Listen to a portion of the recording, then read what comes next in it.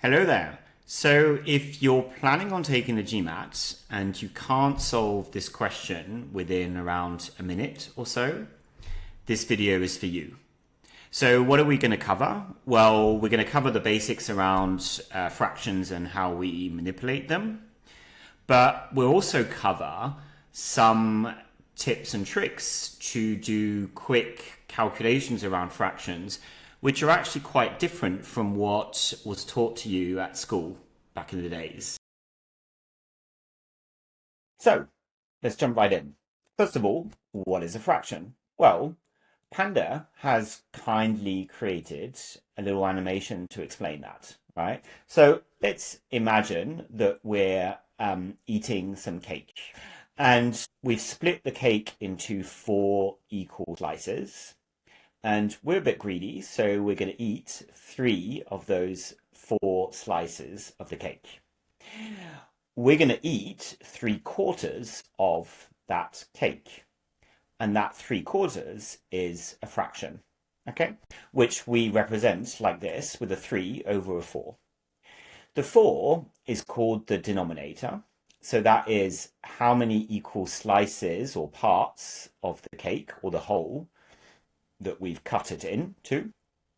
And the 3 is what's called the numerator, so that's how many of the slices or parts we're counting, or in this particular case, how many we're eating. Now, in the GMAT, do you need to know that the top is called the numerator and the bottom is called the denominator? Not really, but it's helpful for understanding me, for understanding Panda, and understanding other courses that you may find out there. So let's say that we're now going to cut this cake a little bit more, okay? So each of these 4 slices, we're going to cut in half. So we're going to have in total 8 slices, but we're still going to eat the same amount of cake. So in this case, it will be 6 of the 8 slices. That fraction, 6 over 8, is actually exactly the same value as 3/4, right? And we can see that looking at the diagram because it's the same area that's shaded. Okay. Now, are these fractions different? Yes, technically they are different, right? But they have the same value. And actually, any fraction, you can write it in many different ways. They all have the same value, right? But there's actually only one way that is called the simplest form. And in this case, it is 3/4. Why is it the simplest form? Because we can't make the 3 and the 4 any smaller without changing the value of the fraction. So if, for example, we were to write 1.5 over 2, that would be technically the same value as this, but 1.5 is not a round number. So typically, we don't like to have decimal numbers in a fraction, right? So that's why the simplest form of the fraction is 3 over 4. Right, now let's see how we multiply fractions. And as you'll see, multiplication is actually a little bit easier than addition or subtraction. That's why we're going to see them first. So how do we multiply fractions? Well, we simply multiply the numerators together to get the new numerator, and we multiply the denominators together to get a new denominator. Okay, so let's see an example. So in this case, we're going to be multiplying 2/3 by 4/5. Okay, first thing we do is we identify the numerators. So remember, the numerators are the 2 numbers at the top. And if we multiply them in this case, we do 2 times 4 and we get 8. Okay. Now we identify the denominators, which are the numbers at the bottom. So we're going to do 3 times 5, and that's going to give us 15. Okay. Now, if we put all that together, we're going to end up with 2 times 4 over 3 times 5, which is 8 over 15. Okay. Now, let's take a step back here, because in school we tend to see fractions from a very mathematical calculus point of view, right? But in the GMAT and in real life, right, and in business, you want to, as much as possible, keep an eye on like what these numbers mean and do they make sense. Okay. Now, let's go back to the example of eating cake. Well, in this case, again, we're quite greedy, so we've taken 2/3 of the cake, okay? But a friend has arrived and has made us feel a little bit guilty, so we decide to give them a little bit of our cake, okay? But we're going to still keep, remember, we are greedy, right? We're going to keep 4/5 of the 2/3 that we took, okay? And actually, that's what we're doing here as an operation. When we multiply 2/3 by 4/5, that's what we're calculating. Okay, now 4/5 is most of something, right? Because the 4 is very close to the 5, the total amount. Okay, so when we take 4/5 of something, we expect to get most of it, right? 2/3 is a bit more than half a cake, right? So when we take 4/5 of 2/3, we would expect something to be around 1/2 of the cake as a result. Okay. And if we look at our result, 8/15, is 8 roughly half of 15? Yes, it is. Okay. Half of 15 would be 7.5, and we're getting a little bit more than that. 8, right? But it feels generally right. Now, in the GMAT, I would encourage you to do this kind of thing very often, okay? Why? Because it's important for spotting mistakes, right? And the other thing is that it allows you to choose the right path in terms of which method to approach, okay? We'll see plenty of examples of how to put that in practice in the future. Right, let's see now another example and make this a little bit more complicated. Okay, so let's skip this one and move on to this one. Okay, so in this case, we're doing 3/4 times 8/9. Okay, so the normal way to do this would be to multiply the numerators together and the denominators together. So 3 times 8 equals 24. And 4 times 9 equals 36. Okay. And at this stage, well, your teacher in school would probably tell you, well, now turn this into its simplest form. Okay. So another way of saying that is simplify the fraction. Okay. And in that case, well, the teacher would probably get you to identify that 24 is 3 times 4 times 2. Okay, you can do that in steps. So you can first say that 24 is 12 times 2 and then split the 12 into 3 times 4. Okay, and then 36, well, a similar approach would get you to 4 times 3 times 3. Okay, and if we look at the fraction now, we have a 3 and a 4 in the numerator, and we have a 4 and a 3 in the denominator. Okay, so here actually in this number, we're multiplying by 3 and by 4, and then we're dividing by 3 and 4. Okay, but both of those operations actually cancel out. Okay, so we can simplify this fraction and we would be left with just the 2 and the 3, which is 2/3. Okay, so here you would get full marks at school, right? But in the GMAT, it's actually not the best approach, right? Why? Because the GMAT is a time-pressured exam, right? And you don't have the time to do some work in one direction to then undo it in another direction, okay? And that's essentially what we're doing here, because by making the multiplication of 3 times 8, 24, and then splitting it again, right, and doing the same for the 36, we're doing work and then we're undoing the work. Okay, so it's much more efficient to actually, starting from our initial multiplication, 3/4 times 8/9, Well, we can start by combining everything into one fraction, right? But rather than jumping into multiplying the numerators, we're actually going to split the 8 into 4 times 2, and we're going to split the 9 into 3 times 3. Okay? That way, we can identify these common factors and simplify the fraction before actually doing any multiplication. And if you look at this, so we get to the same result of 2/3, but we don't do any multiplication. The only thing we're actually doing is we're splitting the 8 into 4 times 2, and we're splitting the 9 3 times 3, and all the rest is just crossing things out. Okay, that in a nutshell is how you multiply fractions in the GMAT, and it's extremely important because fractions come up all the time in the GMAT, because whenever you do any calculation, effectively when you're multiplying and dividing things, that in a sense is a fraction, right?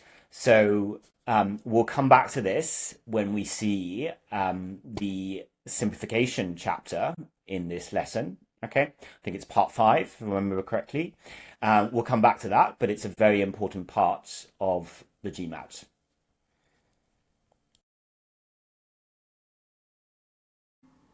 Right, now let's move on to adding and subtracting fractions.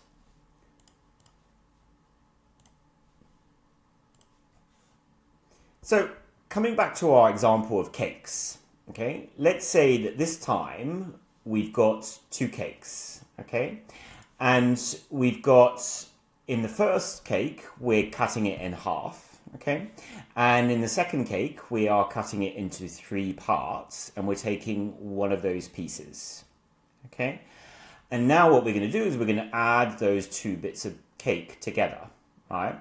Now, since these 2 pieces are of different size, it's not obvious exactly how much we're going to get as a result, right? I mean, we can see from the picture roughly how much cake we're going to get, right? But to be precise, it's a little bit hard because these pieces are of a different size, okay?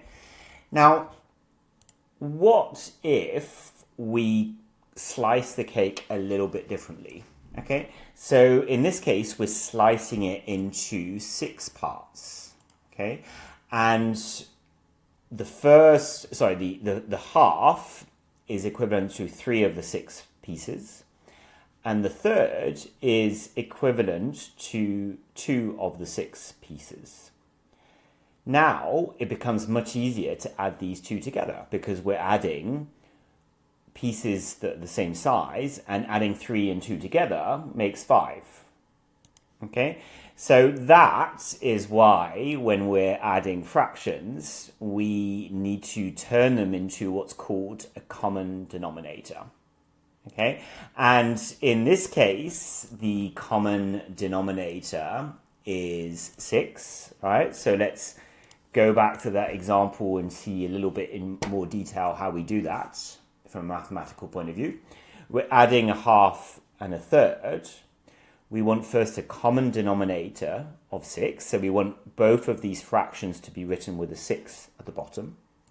Okay, how do we do that? Well, first of all, we're going to transform the first fraction. Okay, we want it to be 6 at the bottom rather than 2, so we multiply the bottom part by 3. Okay, because 2 times 3 is going to be equal to 6. However, if we just do that, we're going to change the value of the fraction, right? So to not change it, we need to also multiply the top by 3, okay? And in this case, 1 times 3 is equal to 3. So we end up with 3 over 6, okay? Which is the same as what we saw in the animation earlier, if you remember. Now, the second fraction was 1/3. And in this case, we also want the same denominator of 6 to be at the bottom. Right? So to go from 3 to 6, we multiply by 2. And again, we don't want to change the value of the fraction, so we also multiply the top by 2. Okay? And so 1 times 2 equals 2, and 3 times 2 equals 6, so we end up with 2 over 6. And notice that 2 over 2 and 3 over 3 are both equivalent to 1. Right? So both of these fractions, we're multiplying them by 1, so we're not changing the value, we're just changing the form. And now that they're both over 6, we can add them together easily. Okay, so there are always like many different common denominators that we can use. In this case, we're using 6, but we could have used, for example, 12. Or we could have used 24, we could have used 48, we could have used a number of different denominators.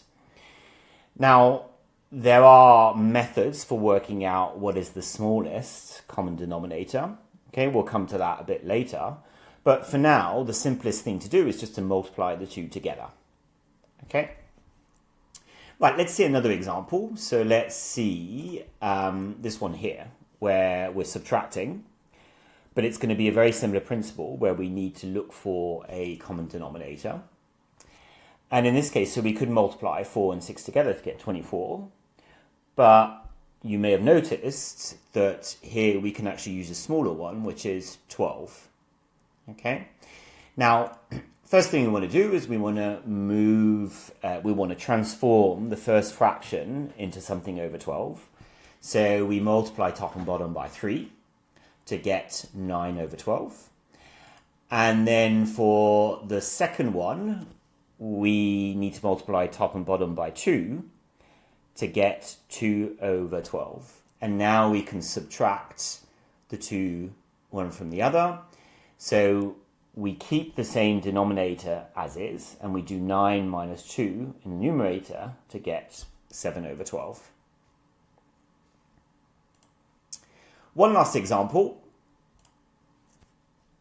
As you can see from this one, well, sometimes in the GMAT, you don't have all the numbers in the fractions that you're adding or subtracting. And in this case, we've got A and B, and we don't know what they are, so they're unknowns. But we can still add them. How do we do that? Well, we don't know what values they are, but we know that when we multiply the two denominators together, that is going to be a common denominator, and that will work. So in the same idea here, we're going to multiply top and bottom by b over b, which is b over b is 1, right? So it's not changing the value, but it's changing the format, and we will get something over ab as a denominator. We can do the same thing for the second fraction. So in this case, we start with b and we want ab as a common denominator. So we multiply by a, top and bottom, and we get 3a over ab. Now, we both have the same denominator ab, so we can add the numerators to get 2b plus 3a over ab. So pretty much the same thing as if we had numbers. It's just that some of the numbers are hidden behind these letters. We still have to look for a common denominator, and the simplest way to do that is just to multiply the two denominators together.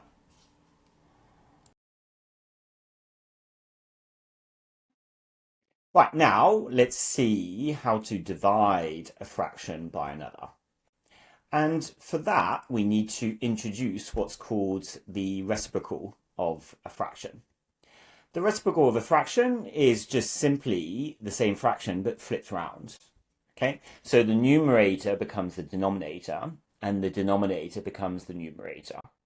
Right? So in this case of a over b, we flip it round to get b over a.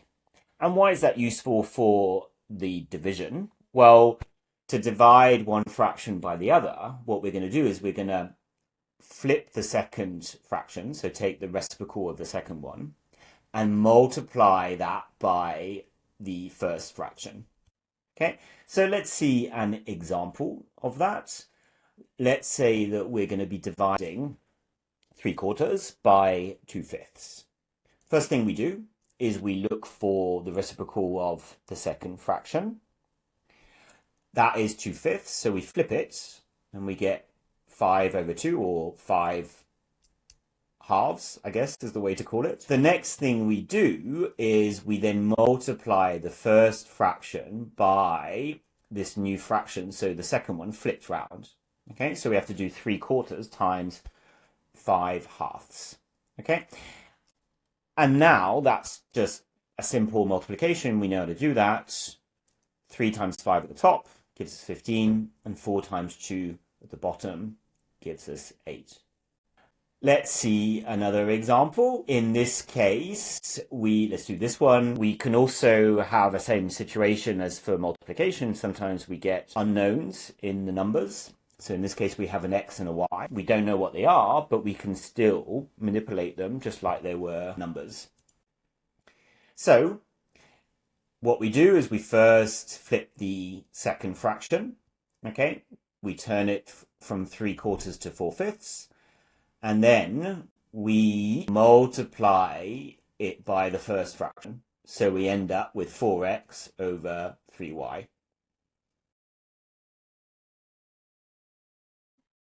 Okay, so now that we're experts at manipulating fractions and multiplying them, dividing them, adding them, subtracting them, what happens if we have to calculate an operation that involves both a fraction and a round number?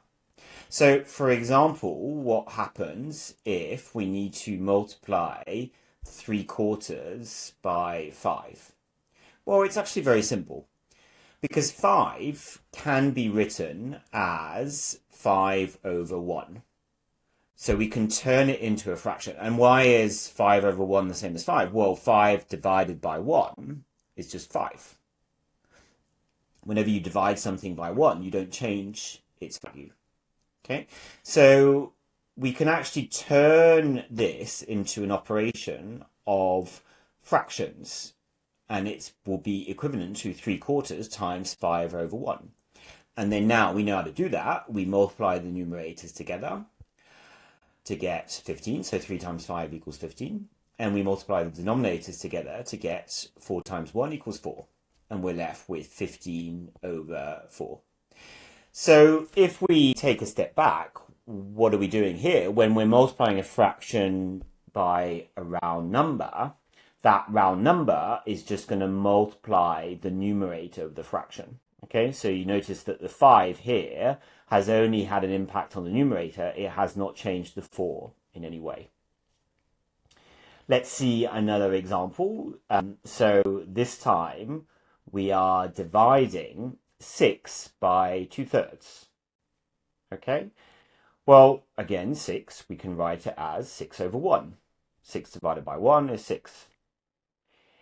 And now, if we're dividing 6 over 1 by 2/3, well, we know how to do that. We saw that earlier for dividing fractions. We just look for the reciprocal of the second fraction, and then we multiply those two together. Okay, so what does that mean? Well, 2/3, its reciprocal is 3 halves. So we flip it round, and then we multiply those two together. 6 times 3 equals 18, and 1 times 2 equals 2, and then we can simplify that to 9, because 8 divided by 2 is just 9. Let's see one last example. We haven't seen additions yet, and it would be the same for subtractions. And again, it's the same principle. We first turn it into a fraction. So in this case, we have a 3, which is our round number. 3 is the same as 3 over 1. And now we want to have a common denominator to add these two fractions together. If 2 over 5, so that denominator is 5, and 3 over 1, that denominator is 1, a simple common denominator is 5 times 1, or 5. Okay? And we want to change the second fraction so that it's also over 5. To do that, we multiply by top and bottom by 5. So we get 3 times 5 equals 15 over 1 times 5 equals 5. So that operation now becomes 2/5, it hasn't changed, plus 15 over 5, and that is our 3 that we've turned into a common denominator. And now we can add the two numerators together. 2 plus 15 equals 17, and this denominator remains 5, so we end up with 17 over 5. So let's jump back to that question we had at the start and see how to solve it. So if you did it and you got 11 or answer D, congratulations, that is the correct answer. But let's see how we get to that result now. So the first thing we want to do is calculate how much goes into one portion of the mix. And for that, what we're doing is we're adding 3 different bits. So 1 cup of flour, half a cup of sugar, and a third cup of honey. Now, when we're combining fractions together, remember that we need a common denominator. Right, so I'd encourage you to jump back to that lesson if it's still not clear to you, right? So here, that common denominator, well, there's several options, and there always will be several options in terms of what that common denominator will be. But one that always works is if you multiply the denominators of the fractions together. So here we're adding a fraction that has a 2 in the denominator and a 3 in the denominator. And if we multiply those two together, we get 2 times 3 equals 6. Notice that we also have a 1 here, which is a whole number. And that we can actually put over whatever denominator we want, right? So here we can use the denominator 6. But we could also use any other denominator. It's just basically going to be the same numerator and denominator because we're looking for 1. Okay? So actually that 1 is not going to define what denominator we use. We're going to more look at these two here to choose. Right? And in this case, we're choosing 6. We could have also chosen 12 or bigger numbers, but why do we make our lives more difficult when we can keep it simple? Okay, so if we choose 6, then we want to first turn the half into something over 6. And for that, we want to multiply the top and the bottom by 3, because we're starting with 2 at the bottom. We want to turn that into a 6, so we need to multiply it by 3. And remember that when you're manipulating fractions, you always need to multiply the top and the bottom by the same amount, otherwise you're changing the number. So the first one becomes 3 over 6, and the second one, here we've got a 3 at the beginning, so we need to turn that into a 6. We need to multiply it by 2. We also multiply the top by 2. To get 2 over 6. And then we can combine also with the 1, which is 6 over 6. And remember, when we have a common denominator, we can just add the numerators up to get 6 plus 3 plus 2, which is 11 over 6. So that's the first step of the calculation. Now, the next step is we want to calculate what we need for 4 identical portions of this mix. And we do that by taking the 11 over 6 we've just calculated and multiplying that by 4. Now, in this case, we are doing operations that involve both fractions and whole numbers, right? And that 4 can be just written 4 over 1. So that allows us then to just multiply fractions by the way we know, which is to multiply the numerators together and multiply the denominators together. So what we want to do is 4 times 11 at the top and 1 times 6 at the bottom. But remember, what we learned is we want to avoid multiplying things in fractions as much as we can, and we want to try and simplify things. So actually, rather than jumping into that multiplication, what we're going to do is we're going to split the numerators and denominators as much as we can. So the 4, we can write that as 2 times 2. And the 6, we can write that as 2 times 3.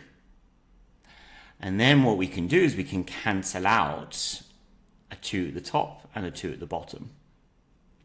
So we're just left with 2 times 11 over 3. And that we can write as 22 over 3. Right, so next, what we're doing is we're pouring this total mix into jars, and each of the jar holds 2/3 of the cup. So effectively what we're doing here is we're dividing the total mix among different jars. And by doing that division, we can work out what the answer is, so how many jars we're going to fill. So to divide the total mix by 2/3, which is the size of a jar, what we're going to do is we're going to remember that to divide by a fraction, we need to multiply by its reciprocal. And what does that mean? It means that we take the number at the bottom of this fraction, or the number we're dividing by, and we flip it round. So in this case, 2/3 becomes 3 over 2, and we multiply by that, right? So we multiply the top of the fraction by the reciprocal of the bottom. And so that gives us 22 over 3 times 3/2. And when we combine that multiplication together, remember when we multiply the numerators and we multiply the denominators together. But again, remember, we do not jump into doing that multiplication. We're going to first think, well, can I simplify this? And we can, because we're doing a times 3 at the top and a times 3 at the bottom. So we can avoid that calculation altogether just by crossing out the 3's. And then we're left with 22 over 2. And 22 is actually 11 times 2. So again, we can break that out and then cross out the 2's, and we're just left with 11 over 1, right? But 11 over 1 is just 11. And that's why the answer is 11. So here, beyond what we've done to get to this result, I'd encourage you to have a think about the level of calculations involved here. And actually, you can see that the calculations are not that complicated, right? They could have been more complicated. We could have calculated this to be 44 over 6. And there are plenty of GMAT questions where if you take the wrong path, you can actually make your calculations very complicated. But what we did here is we look for simplifications as much as possible, and we crossed out some numbers. And for that reason, actually, a lot of the math we're doing is simple math, so around the level of your times tables that you saw at school and maybe you need refreshing on. But the good news is that the actual calculations involved in the GMAT Quant go rarely beyond that level. But the tricky bit is to find ways of breaking down the calculations into those small steps.